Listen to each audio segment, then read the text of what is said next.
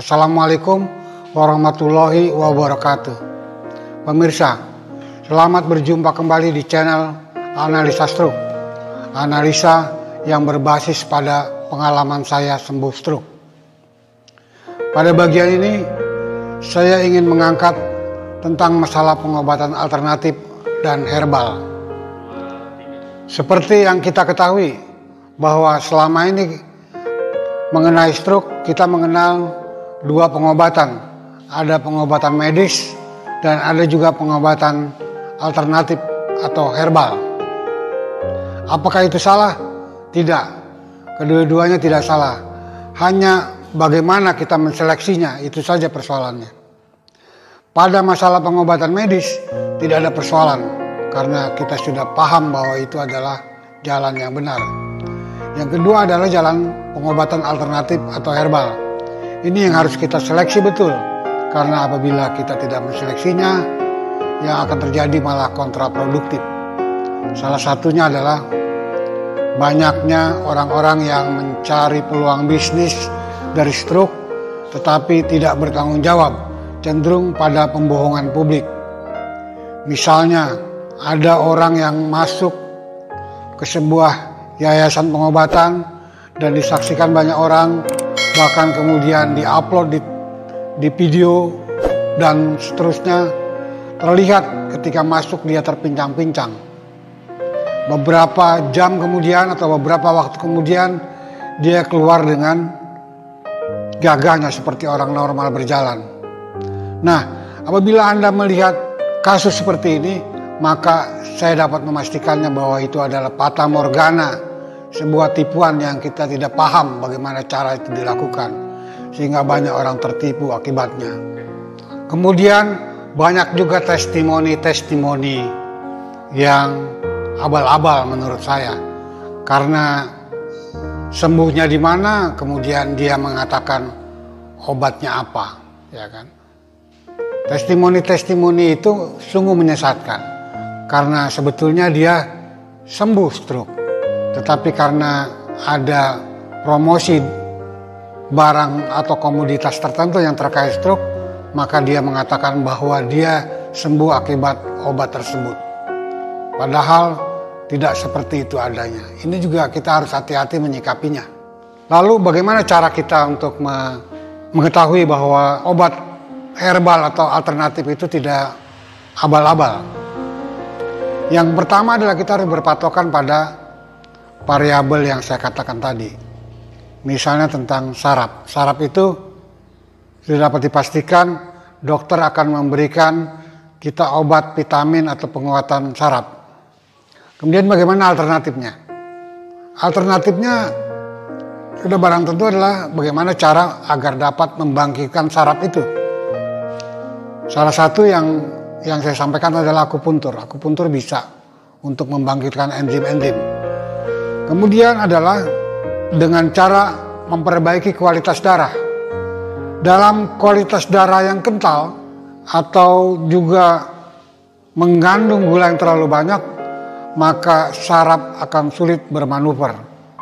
Karena itu memperbaiki kualitas darah adalah sangat baik sekali. Ada beberapa obat yang saya konsumsi ketika saya di awal-awal terkena stroke. Yang pertama adalah berdasarkan informasi yang saya dapatkan tentang buah pace. Buah pace itu atau buah mengkudu yang orang Jakarta bilang itu dapat menggerus lemak di dalam darah. Ini saya dapatkan informasi ini dari seseorang yang telah membaca sebuah artikel atau jurnal dari hasil penelitian seorang profesor doktor dari Malaysia. Jadi pace itu dapat menggerus lemak di dalam darah. Saya ketika itu buah pace yang mengkal atau buah mengkudu yang mengkal, saya belah dua, kemudian saya rebus, kemudian dari 2 gelas air kemudian menjadi 1 gelas. Kemudian saya minum pagi, siang, sore, dan saya merasakan manfaatnya. Buah pace, buah mengkudu itu berada di mana-mana, di pinggir jalan banyak sekali.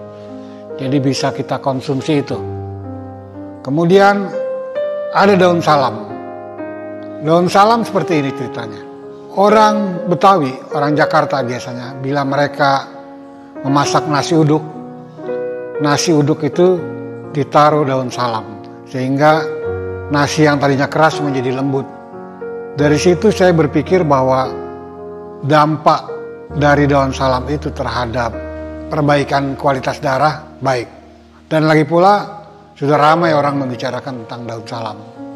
Semua orang pengobatan tentang kolesterol, daun salam. Jadi saya mengkonsumsi daun salam juga. Kemudian yang ketiga untuk menguatkan kualitas darah adalah dengan cara berolahraga secara rutin. Berolahraga secara rutin akan menyebabkan kualitas darah kita menjadi baik. Dan yang berikutnya sudah tentu adalah pantang makanan-makanan yang menyebabkan kental darah. Seperti misalnya garam menyebabkan kental darah, daging menyebabkan kental darah, dan seterusnya. Itu saja pengobatan alternatif. Jadi kalau misalnya ada yang menyimpang dari itu, kita harus membuat sebuah rujukan yang normatif. Ada yang menyarankan makan buah mengkal ini bisa sembuh stroke. Nggak mungkin. Jadi yang namanya stroke itu sebuah proses yang panjang sekali, yang tidak sekali makan sebulan 2 bulan sembuh. Dia lama sekali dengan satu buah proses, karena dia merupakan sebuah proses perbaikan kualitas darah kita. Dengan darah kita baik, maka saraf akan mudah bermanuver kembali kepada fungsinya. Terkait pengobatan herbal lainnya, seperti misalnya bagaimana cara menurunkan tekanan darah tinggi, banyak. Hampir semua buah bisa menurunkan tekanan darah tinggi. Dari mulai apel, nanas, pisang, alpukat, timun, mentimun, sayur-sayuran.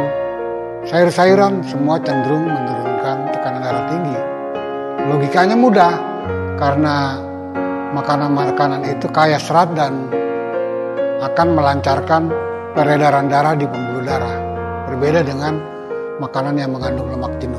Jadi untuk mengobati tekanan darah tinggi dengan herbal, kita cukup memakan buah dan sayur.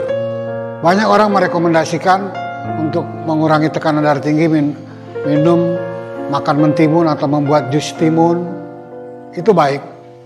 Jus apel bagus. Jadi asal jangan makan buah-buahan yang mengandung gula yang tinggi seperti duren atau lain sebagainya yang sejenis itu. Ada baiknya bagi orang yang pernah mengalami stroke atau penyintas stroke itu meminum, seperti misalnya hari ini minum jus mentimun dan jus apel, besok ganti lagi jus alpukat. Diusahakan agar jangan menambahkannya dengan gula. Cukup alami. Jus melon sudah ada manisnya. Jadi manisnya dapat dari melon itu sendiri, bukan dari tambahan gula. Kemudian yang terkait terapi alternatif yang berkaitan dengan dampak dari pasca stroke, di mana pada bagian-bagian tubuh kita bermasalah, maka cara yang paling tepat adalah dengan cara melakukan gerakan-gerakan yang berulang, yang saya sudah katakan sebelumnya. Fisioterapi bagus. Bila Anda mempunyai cukup rezeki, maka Anda bisa mengundang ahli fisioterapi ke rumah Anda. Mereka akan melatih Anda menggerakkan kembali saraf-saraf dan motorik Anda berfungsi kembali. Terapi medik di rumah sakit bagus pada bagian-bagian yang bermasalah itu. Dan jangan mengikuti pengobatan-pengobatan alternatif yang bersifat fata morgana, yang tidak jelas rujukannya. Seperti misalnya hanya dipencet ini itu bisa sembuh. Tidak kawan, tidak. Tidak seperti itu pengobatan stroke. Pengobatan stroke adalah melalui satu proses yang panjang dan yang harus dilakukan berulang-ulang. Saya katakan, saya tidak menyombongkan diri. Saya terkena stroke hemoragik, pecah pembuluh darah, lumpuh pada bagian kiri badan saya. Dan saya alhamdulillah mengobatinya tidak mahal. Sangat tidak mahal, karena saya melakukannya dengan cara yang benar. Setiap hari ketika pasca stroke, saya minum jus, 2 jenis jus buah dan sayur secara rutin. Kemudian saya bergerak jalan terus setiap hari. Kemudian saya berolahraga. Kemudian saya melakukan fisioterapi. Walaupun tidak mengundang ahli fisioterapi, saya otodidak belajar sendiri. Saya mengulang-ulang gerakan ketika saya sehat. Misalnya ketika saya sehat, saya biasa menyapu, maka gerakan itulah yang saya lakukan, menyapu setiap hari. Ketika saya biasa membersihkan kamar mandi, itulah yang saya lakukan. Sehingga saya berpikir kemungkinan saraf akan kembali berfungsi normal ketika saya melakukan pengulangan-pengulangan gerakan. Ketika gerakan itu saya lakukan ketika saya sehat sebelum kena stroke. Dan alhamdulillah saya sekarang bisa beraktivitas kembali secara normal dan bisa share ilmu kepada Anda sekalian semua. Sekali lagi saya himbau kepada penyandang stroke, optimislah bahwa Anda bisa sembuh. Asal tahu caranya, disiplin. Tahu caranya maksudnya jangan termakan hoax, jangan termakan oleh promosi-promosi abal-abal, testimoni-testimoni abal-abal. Lakukanlah sesuai dengan prinsip-prinsip pengetahuan tentang bagaimana apa itu stroke. Pelajari itu dengan baik-baik dan kemudian kita mencari solusinya sendiri. Karena cara pengobatan stroke itu tidak lain sangat tergantung kepada diri kita sendiri.